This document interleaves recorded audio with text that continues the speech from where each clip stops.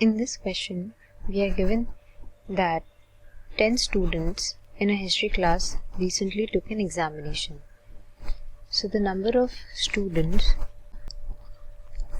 is equal to 10. We have to find out the maximum score. Now, since not much information is given in the question, we move on to step 2 and analyze the statement 1. Now, we are given that the mean of the score is equal to 75.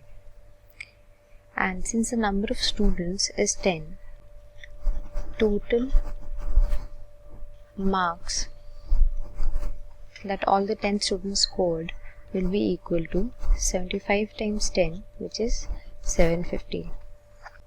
If the exam is of a total of 100 marks, we cannot conclude just from this information about the maximum score of the student in the exam. Hence, statement 1 is not sufficient, and out of the given options, we eliminate B, C and E. We now check the sufficiency of statement 2. Now, statement 2 tells us that the standard deviation of the scores was 5.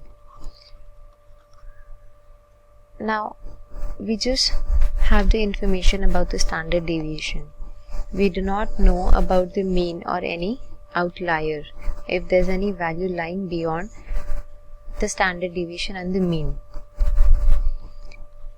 So, since no information about these two variables are given, we conclude that statement 2 is also not sufficient, and we move on to the last step, which is step 3, and check the sufficiency of the statements together.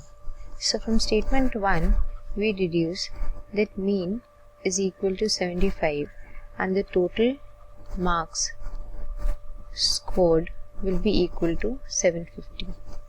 And from statement 2, we know that the standard deviation is equal to 5.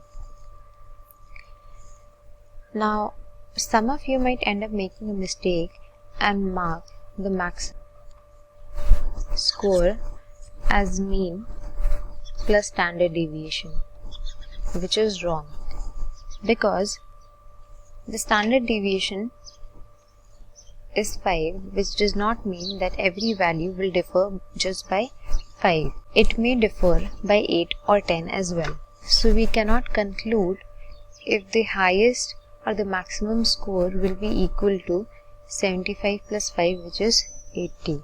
And we have no information about the outliers as well.